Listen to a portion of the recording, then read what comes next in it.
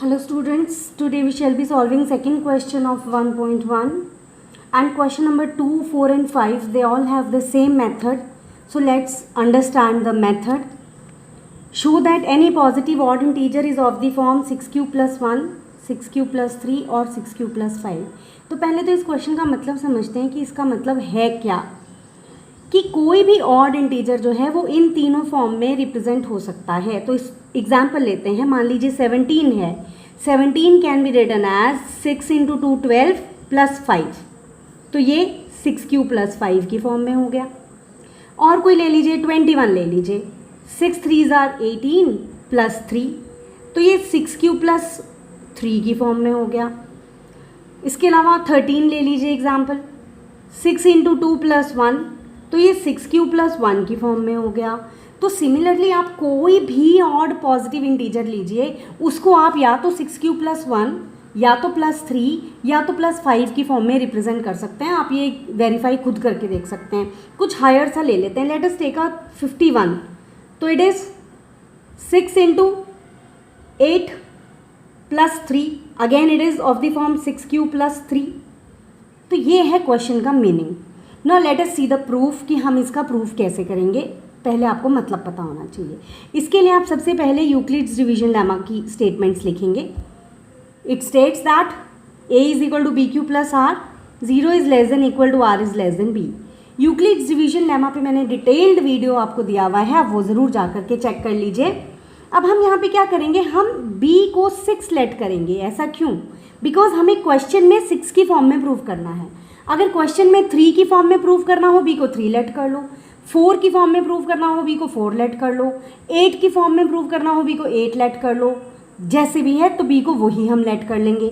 अब देखिए r क्या क्या हो सकता है.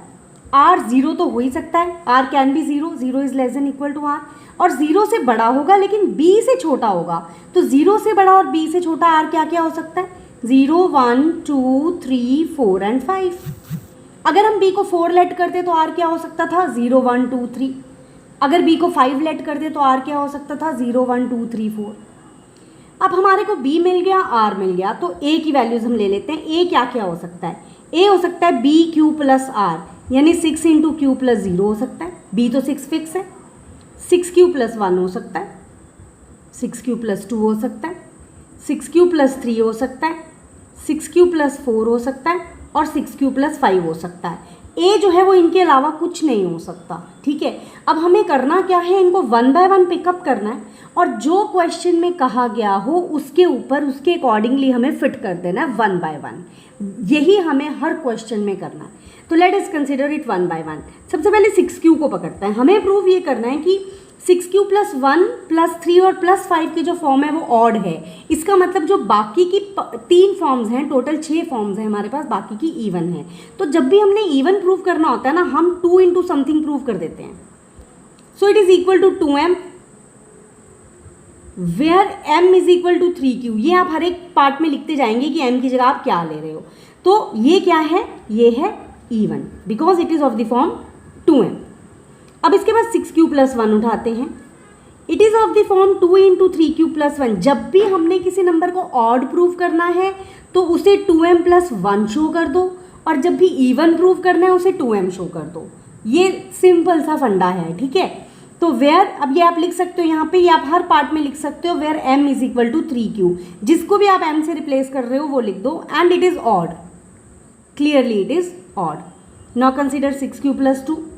अब देखिए मुझे इसे इवन प्रूव करना है तो मुझे पूरे में से 2 कॉमन ले लेना है.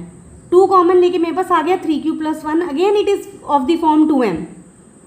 It is 2 into something. m का मतलब है समथिंग. अब यहाँ पे m की वैल्यू कितनी है, यहाँ पे m है 3q प्लस 1. और ये क्या है, ये है even because it is of the form 2m. Now consider 6q plus 3. अब मुझे ऑड प्रूव करना है अगर इसे, तो मुझे 2m प्लस 1 प्रूव करना है, प्लस 1. तो मैं क्या करूँगी, 6q प्लस 3 में से 2 को अलग कर दूंगी, 1 को अलग कर दूंगी, और इसमें से वापस से मैं 2 कॉमन ले लूँगी. आई am left with 3q plus 1 plus 1. तो ये क्या हो गया, ये फिर से 2m प्लस 1 की फॉर्म में हो गया, where m is equal to 3q plus 1. And now this becomes odd.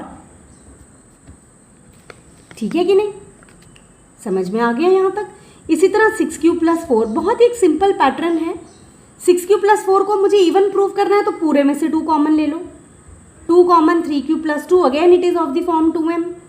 अब यहाँ पे बट m चेंज हो गया, वेयर m = 3 + 2। तो अगर आप ज़्यादा कंफ्यूज हो रहे हैं आप ये ना भी लिखें, लेकिन लिख देना बेटर है। So it is even. ठीक, now consider 6 + 5 which is the last one left. Again क्योंकि मुझे 1 की फॉर्म में प्रूव करना है तो मैं 5 को ब्रेक कर दूंगी 4 + 1 में। क्यों? क्योंकि मुझे इसे ऑड प्रूव करना है, और आई एम रिपीटिंग, जब भी किसी नंबर को ऑड प्रूव करना हो 2m + 1 प्रूव कर दो, इवन प्रूव करना हो तो 2m प्रूव कर दो। ठीक है, अब इसमें से 2 कॉमन ले लीजिए। I am left with 3 + 2 + 1 again it is of the form 2m + 1। यहाँ पे आप लिख देंगे where m = 3 + 2 and it is odd.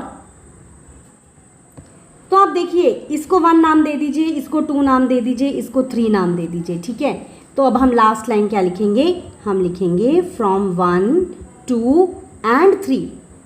From 1, 2 and 3 every odd positive integer जो है वो किस फॉर्म में है, बाकी तो इवन है, हमने प्रूव कर दिया ऊपर। Odd positive integers are of the form, बताइए, are of the form 6q + 1, 6q + 3 और 6q + 5। So that's it. तो यही एक सिंपल मेथड है जो सभी क्वेश्चंस में चलेगा। अगर आपको 4q समथिंग प्रूव करना है तो b को 4 ले लेंगे, अगर आपको स्क्वायर ऑफ समथिंग प्रूव करना है तो हम यहाँ स्क्वायर कर देंगे। तो अगर आप ये क्वेश्चन अच्छे तरीके से इसे नोट कर लीजिए और इसको पॉज करके स्क्रीन को आप अच्छे तरीके से नोट कर लीजिए, अंडरस्टैंड कर लीजिए। If you don't understand anything just comment me, right?